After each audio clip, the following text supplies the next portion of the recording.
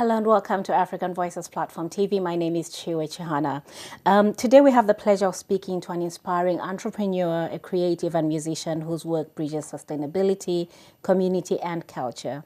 Nicola Newman, the founder of Zeds Wholefoods here in Sheffield, has transformed her Sheffield-based business into more than just a local store.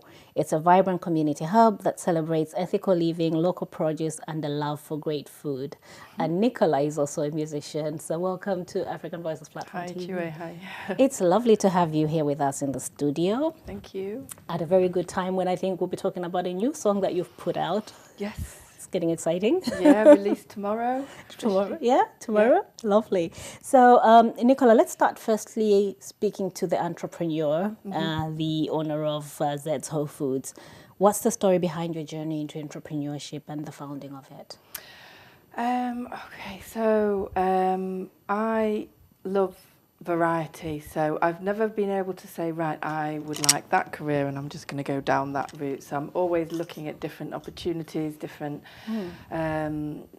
things. And when I moved to Sheffield, which was 25 years ago, I wasn't quite sure where I was going. I had been working in IT and that had kind of run away without me and I couldn't keep up. It was not my natural sort of leaning, and so I kind of thought, well, I love food, and if I was to have any kind of, if I was to do exactly what I wanted to do, what would it be? Yeah. And I kind of landed on having a restaurant, but as a single mum with a young baby in a new city, that was kind of a bit unrealistic. So I kind of wound it down and zeroed in on kind of having a coffee shop. Okay. At the time, I didn't have, oh, I'm going to do this and source things ethically in mind. But when I started getting in contact with coffee suppliers, because it was kind of like a sandwich deli coffee shop. Okay.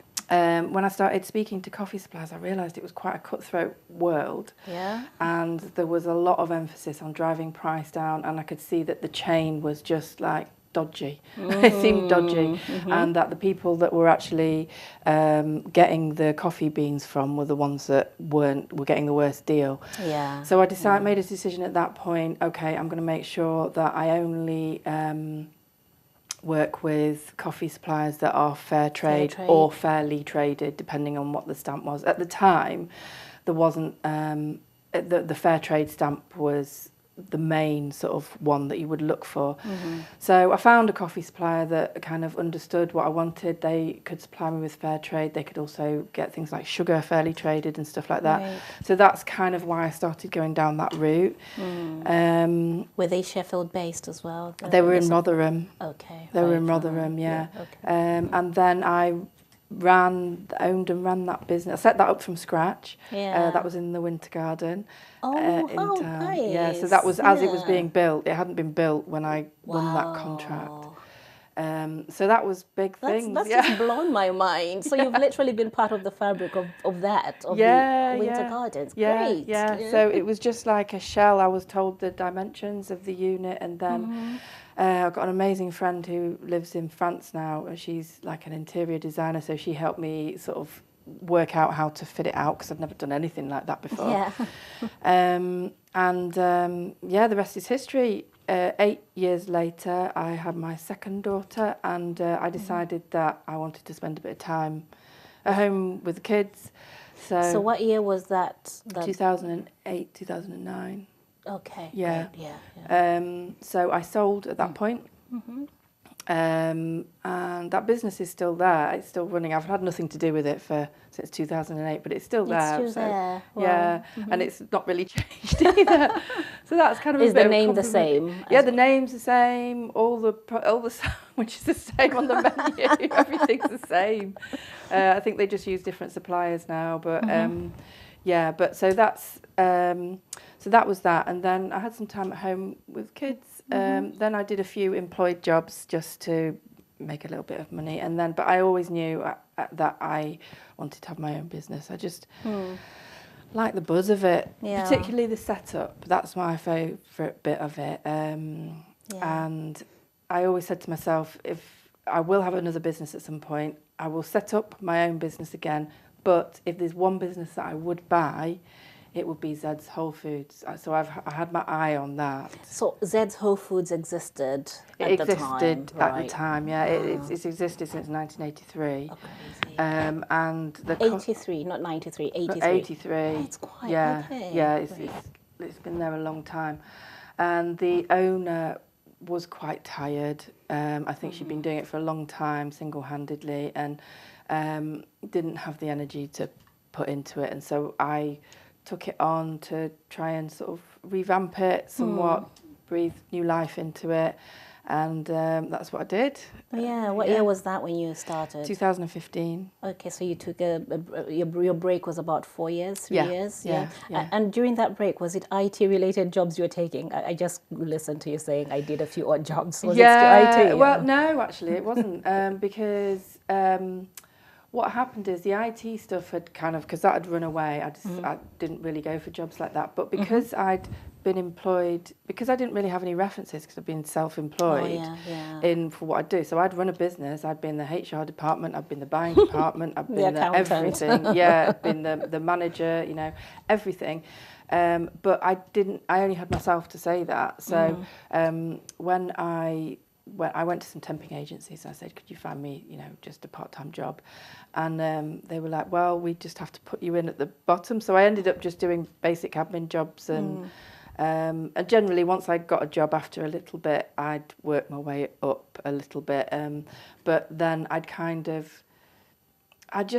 being in an employed world, I kind of always had at the back of my mind, this isn't me.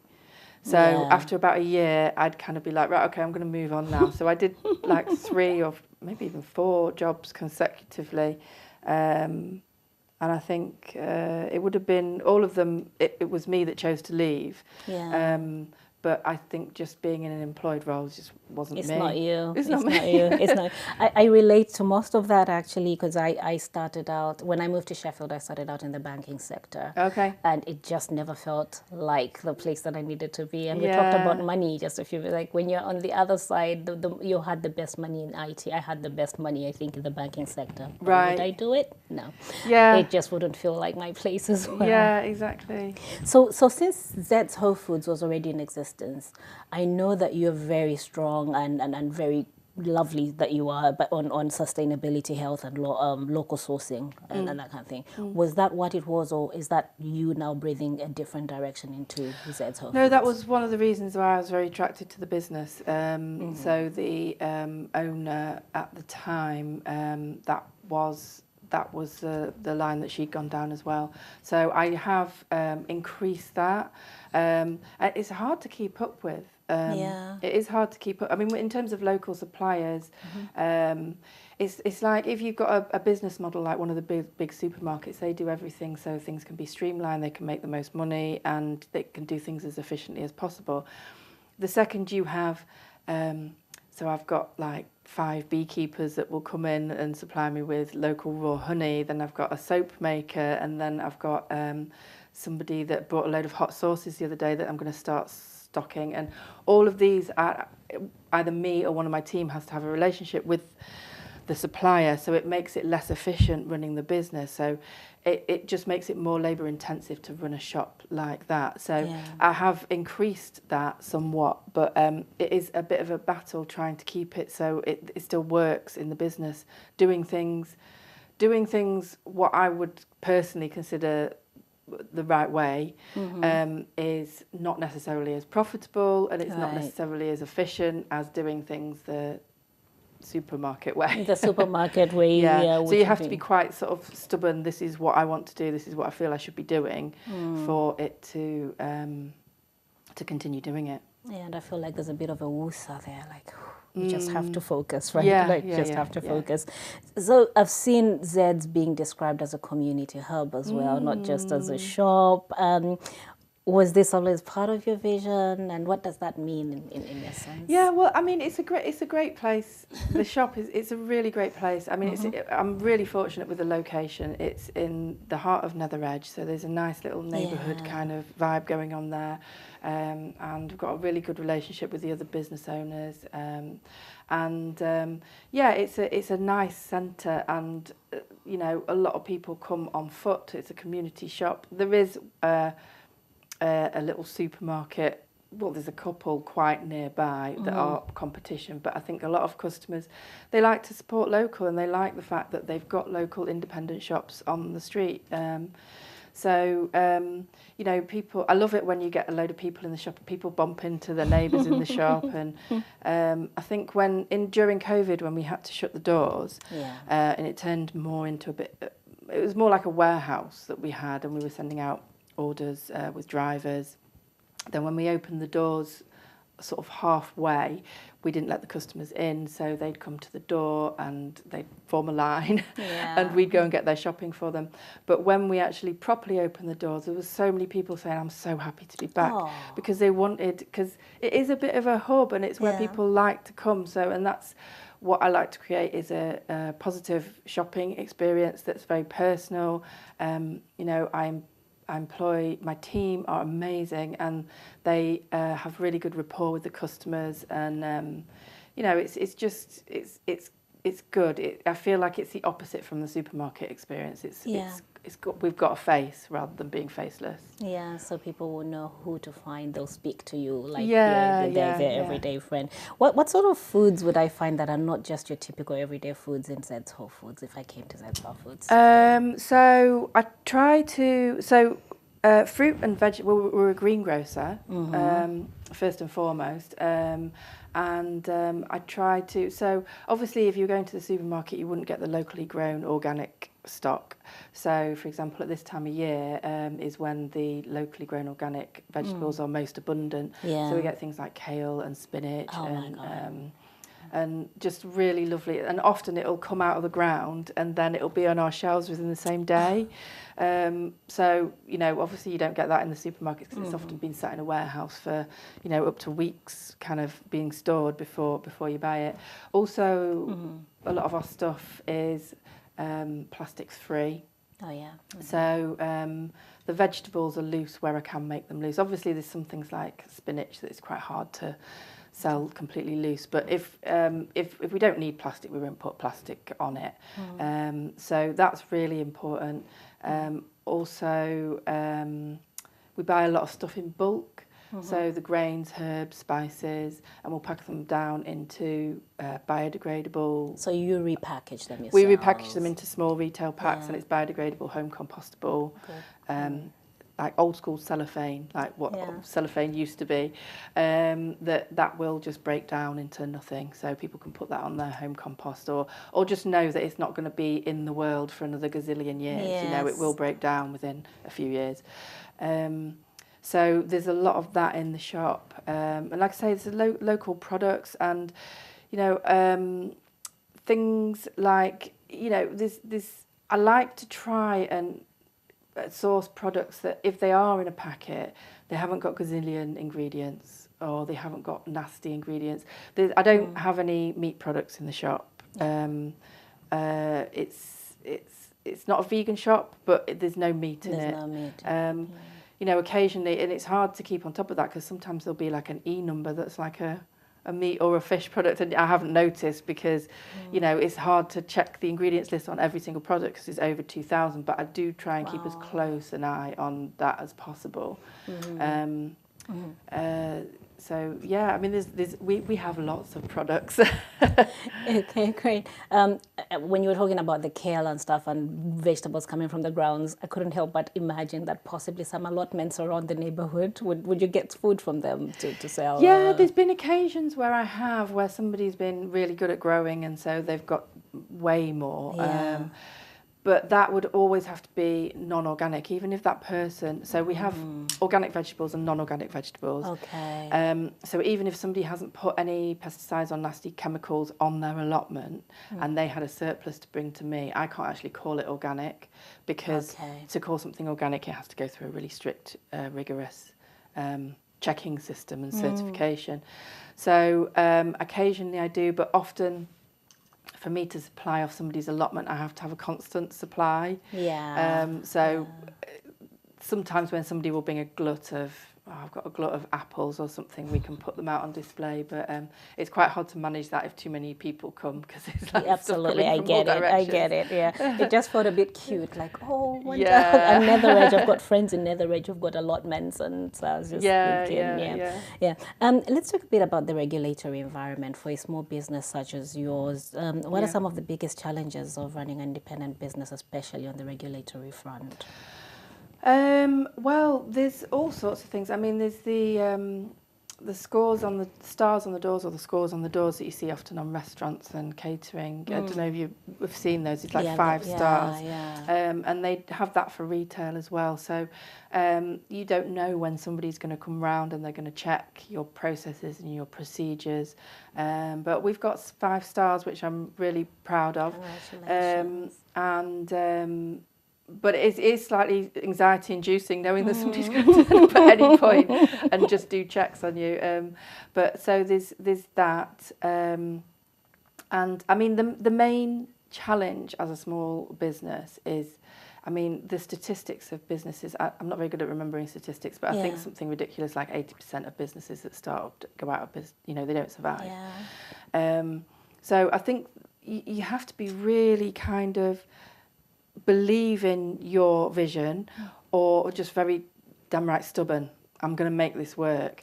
And I think a lot of the businesses that go out of businesses is because it's like people don't feel like it's working for them straight away, or they don't realise the amount of time and energy and headspace that goes into having a business. You see that with cafes a lot. A lot of people have this romantic idea, we'll set up a cafe and it'd be really lovely, and I'm really good at making this and I'm really good at making that, and then they set it up and it's like, whoa. The things you have to do behind the scenes. This is not what I expected.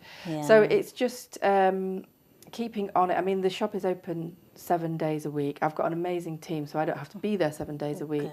But my headspace has to be that, you know, I'm ready to respond at any time. And, you know, it's just being at every department of, you know, it's the same as this, I could compare it to a supermarket. It's every department, but just on a micro scale. But I've still got to do everything that they do. You've got books to manage.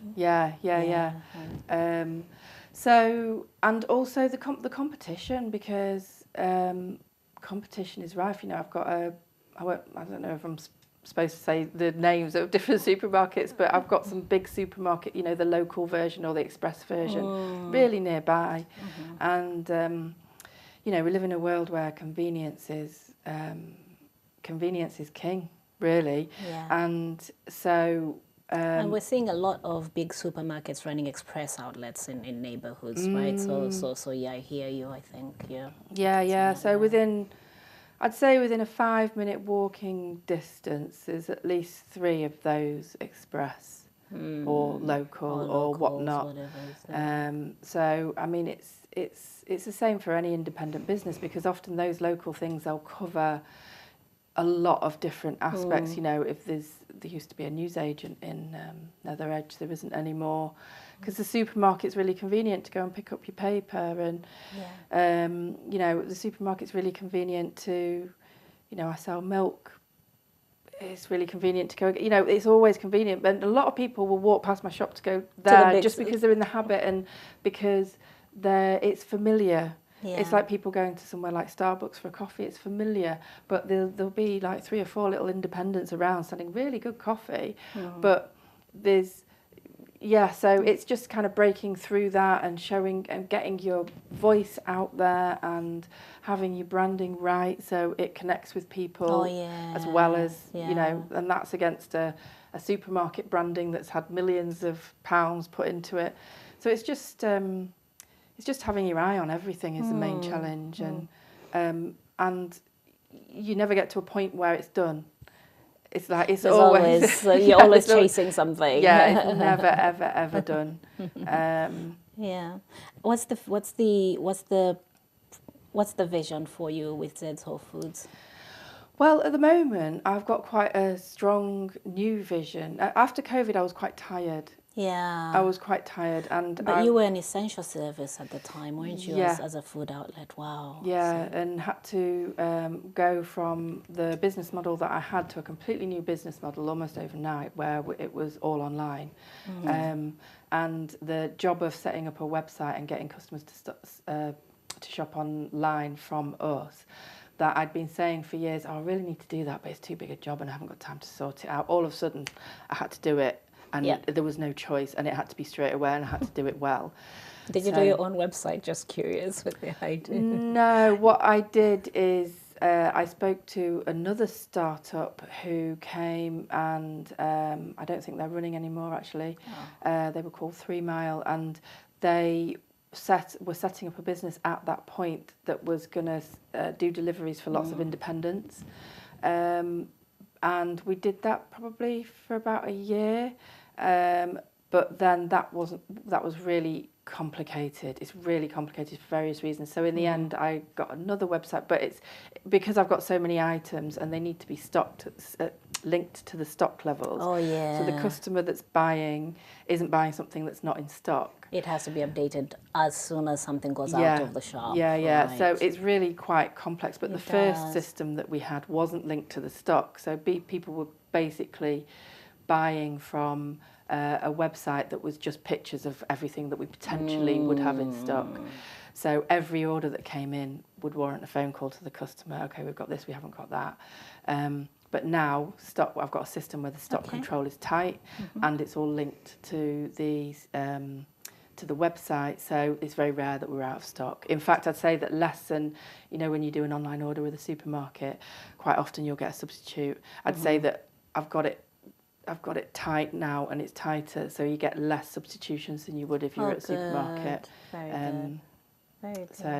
So yeah, I'm quite pleased with the way it runs now. It's so inspiring, Nicola. I don't even think you see how much of a big deal what you've done is with this business, but it is. It's the stories of Black women or women of color leading a business in the way that you have, and that transition as well through the pandemic. Yeah. They're very few and far between. So I just want to say, well done. Yeah, thank you. Yeah. I'm just about still alive.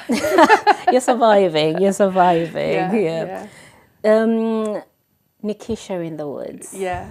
So as you sit here with me, this is Nikisha in the Woods, the singer. Yeah. And I think some of your music also play. I mean, because you're creative, like you get some good music as well playing in your shop. At least that's what people have been telling me. Like you should, when you're in Zeds Wholefoods, there's music. Yeah. But you're a musician. Yeah.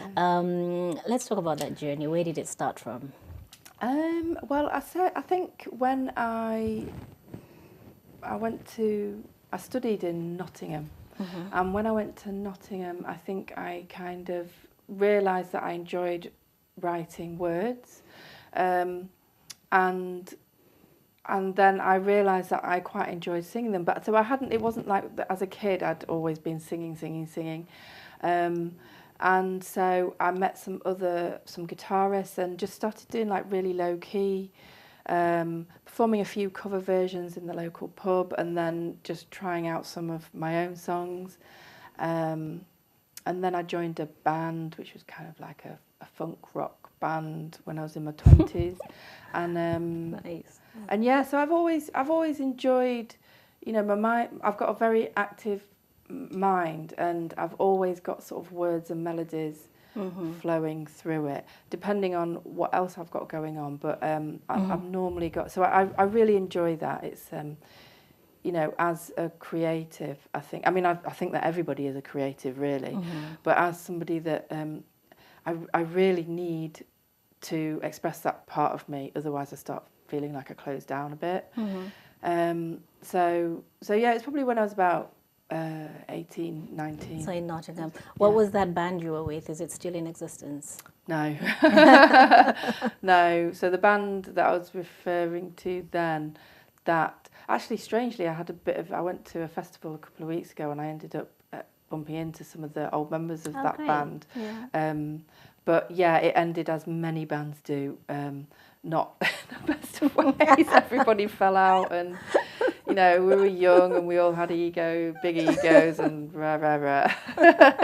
But you say like, oh yeah, it just happened. But you wouldn't have been in a band and your career wouldn't have lasted this long. This is 2025. You must have there's something within you that's really passionate or very good at what you do. Yeah. Yeah. Well, I think it's just because I've always just really enjoyed it. I do sometimes wonder if I'd have put everything, all my energy, so not had businesses, and I'd put everything into music, where would I be now? And it would be a very different place because, you know, as with any skill, creative skills, the more you do them, the better you become. Yeah, the better you become, or the more honed, or the more whatever.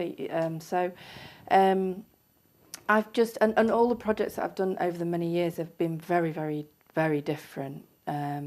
So you're not genre specific, you're no, cross not genres. at all, not at all. So the current project that I released, Facing You, about a month ago, and then Red Flag, it's a current one. Yeah. That is, so I started dating my current boyfriend about 2.5 years ago, and at the time I didn't realise he was a musician. So we had conversations about loving music and everything, and I told him that I like to sing. He just didn't really elaborate. He said he loved music, but he didn't really elaborate. And then slowly little things started coming out, and then I realised, actually, wow. I'm dating somebody who is in the business. Yeah, I just didn't realise, but I think he'd put away his creative side. Oh. So I sort of eked that out of him. Not because... What was the moment? What was it you saw? So you had little bits here and there thinking, oh. Yeah, I think he told me about some stuff that he's done all sorts of stuff. He was there right at the beginning of the bassline movement and niche and all that. Oh my God, wow. And so he had some really big tunes Wow. Around then. And my daughter, who DJs, was actually familiar with the stuff he'd done. So I wasn't aware of it because I wasn't in Sheffield around the time when sort of bassline exploded. But so my daughter and all her DJ friends were aware of his work, and then I was like, oh right, okay. And then he told me about other stuff, and then I'd go round and there'd be a guitar out, and then there'd be a bass out, and then oh look, there's a keyboard. And I was like, where did they come from? And they're just in his cupboard, and you know, and then I realised that he's an amazing skilled producer and musician. Yeah. So we started doing some stuff together, which is really great. And it, you know, obviously I talked about me putting away my creative side and it coming out, and it was really lovely to experience him, you know, reliving his as well. So beautiful. Yeah, that's beautiful, quite powerful. Yeah. And so it's thanks to him that you've not revived, but you've decided, let me put out some more music. Yeah. So that's what this current project is at the moment. Yeah. So it's Facing You and Red Flag. Is it Red Flag or Red Flags? Sorry. Red Flags. Red Flags. Yeah. Are they part of the same? Yeah. Same project. Yeah. Let's talk about Facing You. It was quite, it's soulful, and what was that all about? So that song, it's kind of soulful, floaty, gentle, which is kind of my general vibe, I'd say. And it's a song about being in love. I mean, my songwriting has been quite varied, and I like to go a bit deep with my lyrics, but that song is and it's okay to be simple with lyrics as well, because it's a simple love song, you know, about somebody, when somebody's in front of you, you know, it makes life better. Oh, that's nice. Do you express yourself better in your music? Or in person? In music, yeah. In music? Yeah, I'd say so, yeah. So what you write down. So do you have a collection of things you've written down that you haven't said? Yes. Wow, if anybody, I mean, I'm sure anybody that writes words, whether it be poetry or lyrics, the notes file is just crazy. Whether it be the written notes in your phone or on your laptop and voice notes, oh my gosh, I have a gazillion voice notes. Yeah. So just going through those, it'd take me days and days. The voice notes you send to yourself or to people? They're just voice notes on my phone, just, you know, walking down the street, I've got an idea for a melody, I'll put a voice note, voice note, voice note. Yeah. So I've literally got streams and streams and streams of them. and then the written notes on my phone are the same, just random sound bites of snippets of words, and that's got a nice ring to it. Those 3 words together, or whatever it might be. So yeah, I've got a pool of things that I can dip into if when I come to write a song, it's not kind of coming. I can dip into. You can that. dip into some of that. Yeah. Did the brand of Nikisha in the Woods get birthed post uni, or is that what you've been whenever you've sang? No, that's probably because I did some other songs which I was working with a producer called Chris Mayo, and it was at that point that I decided to use the name Nikisha in the Woods. The name Nikisha, I just much prefer it to Nicola, basically. Okay. It's a much did you nicer make it, name. or is that part No, of your name? I think when I visited Jamaica, I think I was aware that I met a few women called Nikisha. All right. And I just thought, okay, well that's the Jamaican me. Mm-hmm. So I'll have that, please. I'll take it. Yeah. And actually I named my eldest daughter's middle name is Nikisha because I love the name so much. So when I came to thinking, I kind of pinched it back off. Well, she's still got it. We've both got it now. But you've got it. You share it. Yeah, you share it. How do your daughters take to your music, your sound? Yeah, they like it. Yeah, and it's really lovely to hear them singing it round the house. Is there a favourite song, or is it everything you've ever done that they just like and they just? Yeah, they like different ones. They do kind of zero on certain favourite ones. Yeah, they do have favourites, but they generally, they've never said, "Oh, I don't like that one." But yeah, I think. Well, I'd like to think. I'm sure they do take well to it. Yeah, I'm sure they do take well to it. So and Red Flags, what is that one about, the current song that you got? This is, I suppose this is probably the least sort of like floaty, gentle one. It's a bit tougher, I suppose. And it's about when, it's what it says on the tin really, when somebody's seemed a certain way at the start and you've kind of been fooled by it.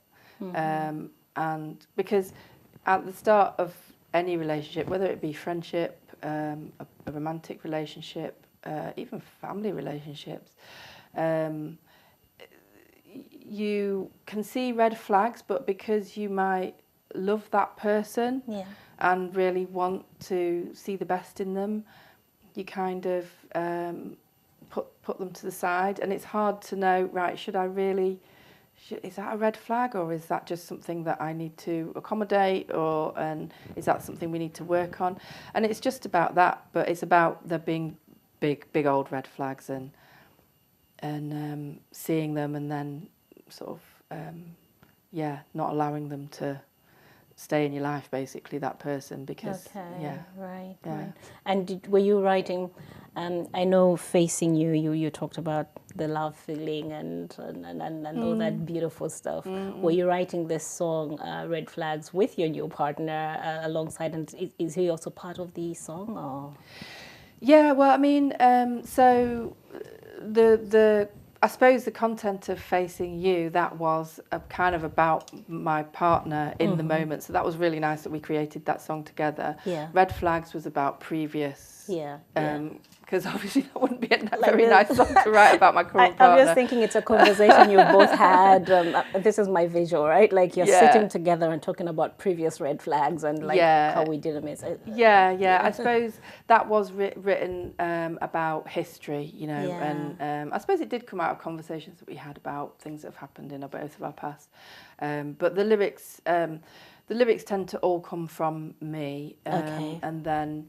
But we do create the songs together. He's played all the instruments and spent hours and hours on the production side of things. Great, lovely. I can't wait. I mean, at the end of this show, we're going to be playing Red Flags. So thank you for giving us that video. We're excited about it. And how are you balancing the demands of running Zeds with your creative life as a musician, and also as somebody I'm with the black artist creatives here in Sheffield? So there's quite a lot that's happening as well. how am I balancing it? I don't know if I can actually answer that question. I have no idea.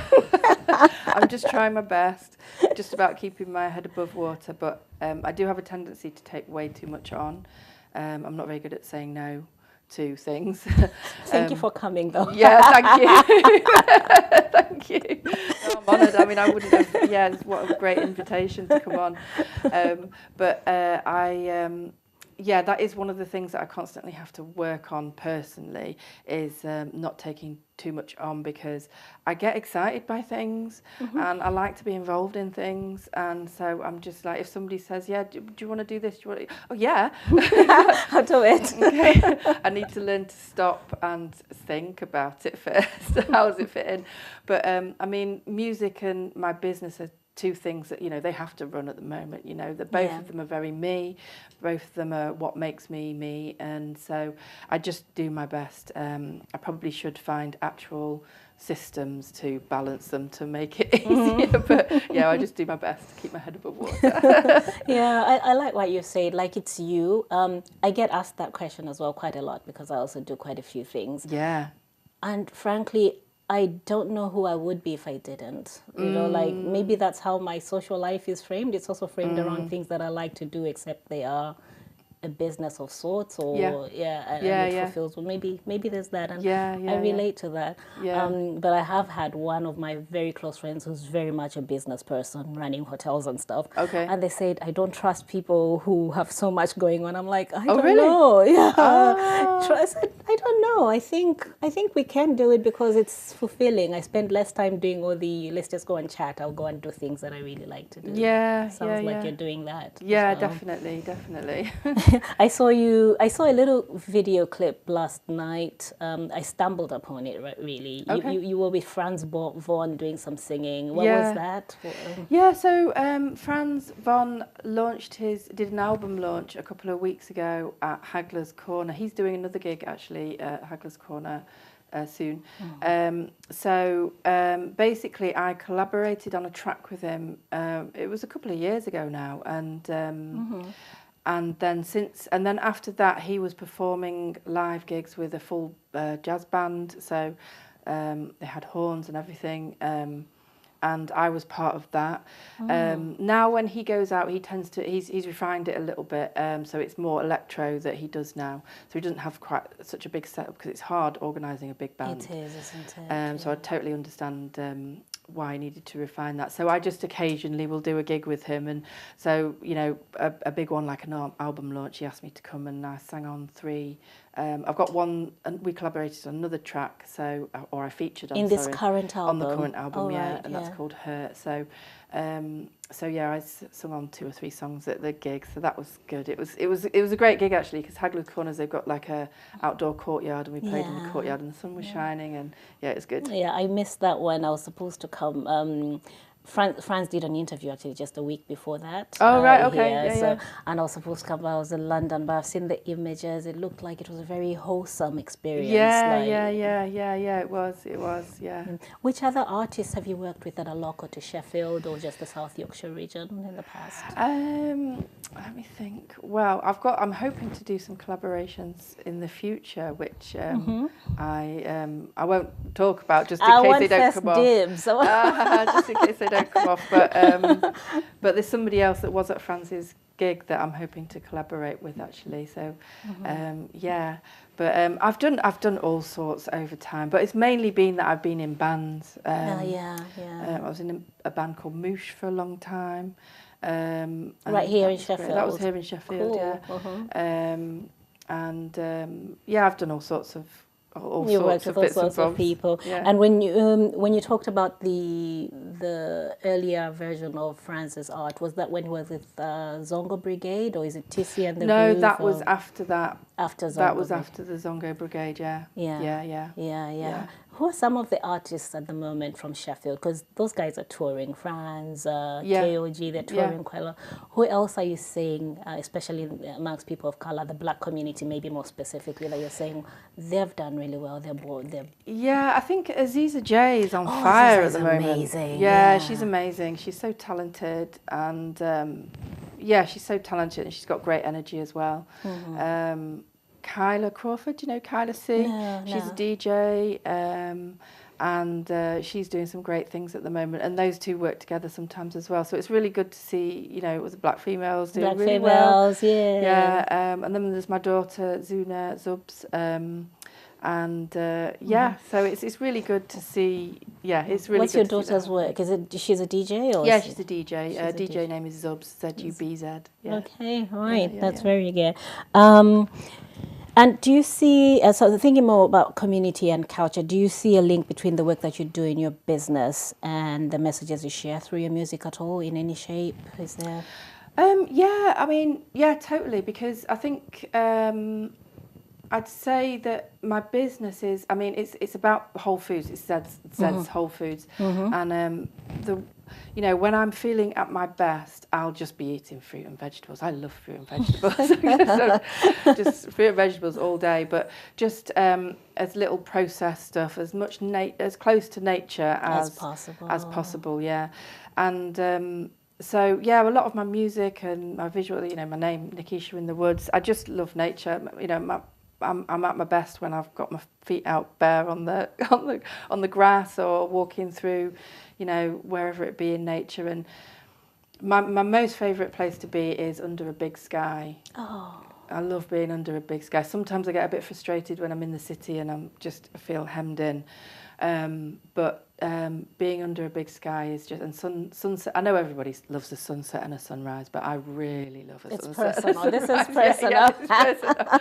I love it, and I will get up at all hours to go. I mean, it's hard at this time of year because it's early. Yeah. But the best time of year to go to the most sunrises is around January, because then it drops to about 8 o'clock. Oh. So it's not actually that hot. But then in summertime, it's like as early as 4. You know, 4 or 5 a.m. Yeah. So you've got to be a lot more committed. But just the light just before and just after sunrise and sunset, and it just puts things in perspective and makes it. It literally feels like, well, it is literally a new day dawning, but it feels like, you know, it's a perspective, and it just does something to my heart to experience that. And sometimes sometimes I feel a bit sad that so many people don't experience it. You know, it happens every single day, and like we that's should your all one be chance out to there. start. Yeah. So maybe I should start a thing where we all go out and get lots of people out watching it. Are these solo moments, or do you go with your daughters, or is it just your time on your own when you do that? Both. Yeah, if somebody will come with me, bring it on. But if it's just me, then it's just me. Okay, and where do you go? Is it just at your home, and then you just look, or do you go out to the peaks? Yeah, I love going out to the peaks. There's a favourite place that I've got, which is just to the side of the... do you know where the Oxstones are? No. So it's, oh gosh, I can't... Canning Plantation, there. Yeah, If you go on the other side of the Oxstones, there's a bit where you walk along, I can't remember the name of that footpath, but you go along that footpath and you walk for about 25 minutes. Oh, you get this amazing view of the whole of the city and the sunrise coming up. I mean, you can walk for 2 minutes and you get a good view, but if you walk for about 25 minutes, and there's actually a little point where if you go off the path, there's a stone with a carving in, which I won't go into because it's a little place. I don't want everybody to go, but it's very special. It's got very special. A carving that's really very simple, but it's very special. Yeah, I love that. No, I definitely love what you're saying. I think I didn't have the courage to go out into the peaks until, I don't know if you know Evie, who runs Peaks of Colour. Oh, yeah. I haven't gone out with them, but it gave me courage to be bolder. Because previously, I can't lie, I would ensure that I've got white company in order to go to the beer. But that's a bit of something. Right. Yeah. What's next then for Nikisha in the Woods? Is this going to be an album? Well, originally it was going to be an EP, this body of work, because we've got 5. I mean, we've actually got loads more songs, but there was 5 songs that we chose to put out.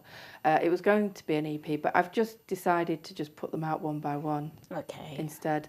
I'm currently in the process of trying to put together a band so we can perform live. Because obviously it started off as a studio-based project, and my partner, even though he's very talented, he can't play all the instruments at the same time on stage. Yeah. So putting together a band, and so next year do some gigs. So that would be great. So yeah, that's lovely. Well, I'm looking forward to all that, and thank you so much for joining me. Pleasure. Yeah, and thanks to everybody. We're now playing out with Red Flags from Nikisha in the Woods. Good night.